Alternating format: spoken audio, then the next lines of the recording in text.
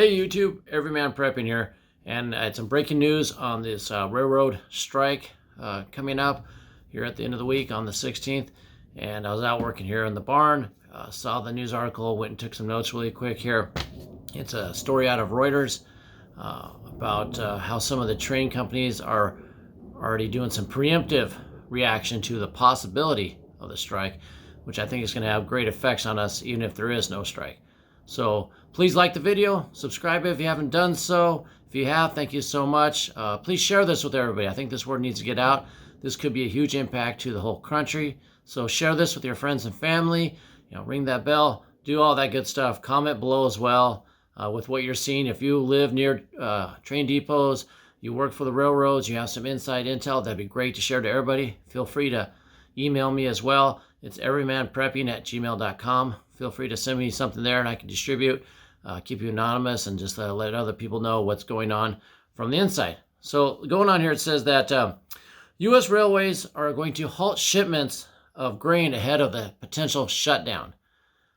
So they're not going to wait for the shutdown. They're going to stop shipments already. And they're going to also stop the shipments of fertilizer, which is going to have a huge impact. The strike hasn't even happened yet they're preemptively stopping some hazardous material shipments. And fertilizer, as we all know, can be explosive if the right conditions are met. So it's considered a hazardous material. And due to the potential of the strike, they're not even taking shipments of fertilizer anymore. And we'll get into that more in a little bit here. Also, I just saw on Twitter come across that Amtrak is stopping all long-haul trains starting the 15th, which is tomorrow.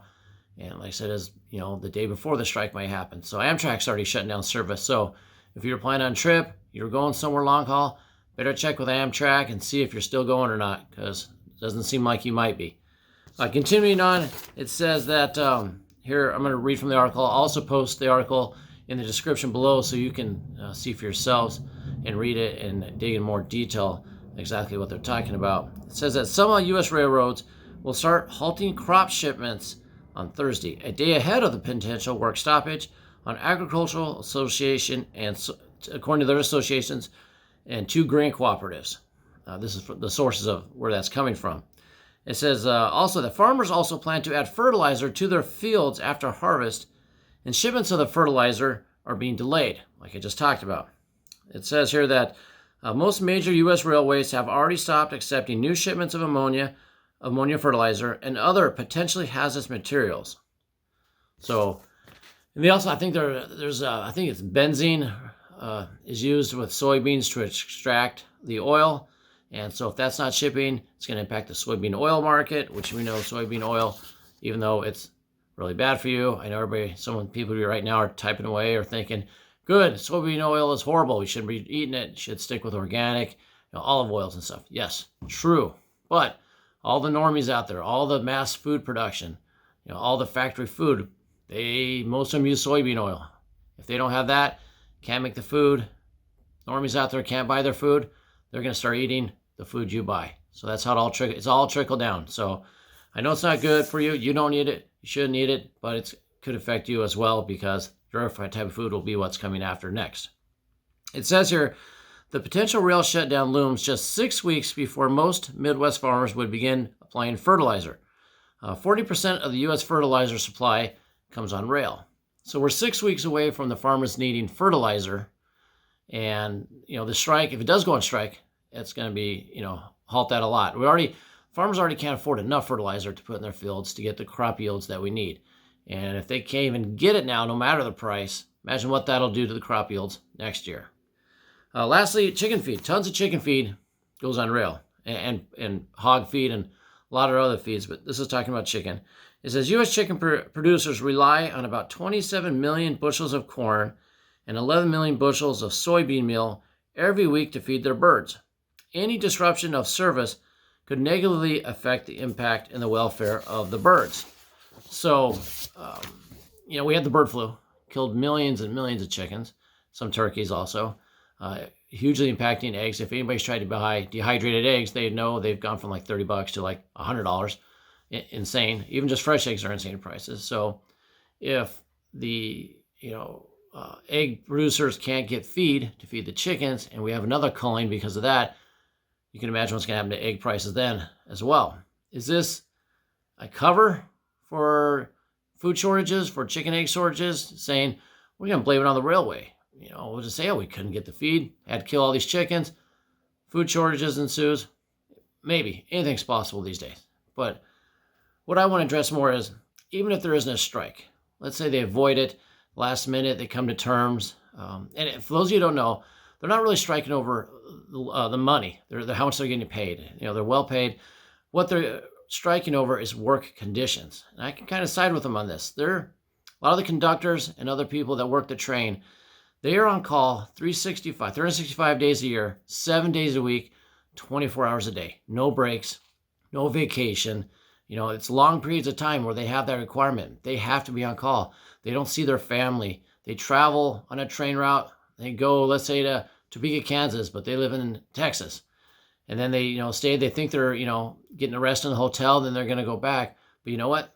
The train calls them and says, guess what? You're on 24/7 watch. You're on call. We need you. You're going to Illinois now. No rest, no at a moment's notice, and that's happening a lot.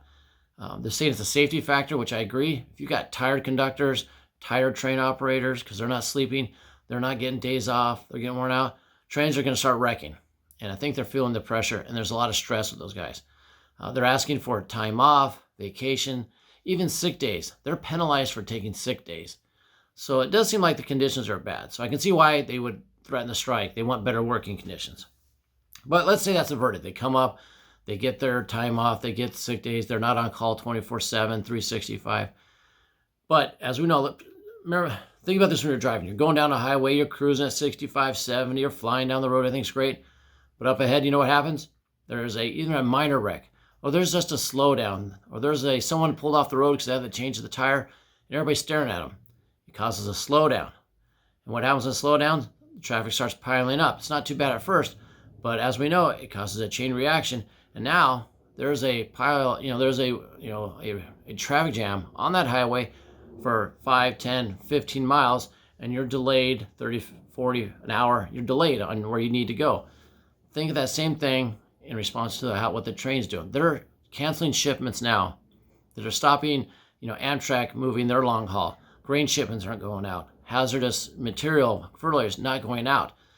They're still going to need that stuff, but it's being delayed. So there's a slowdown. It's clogging the railways.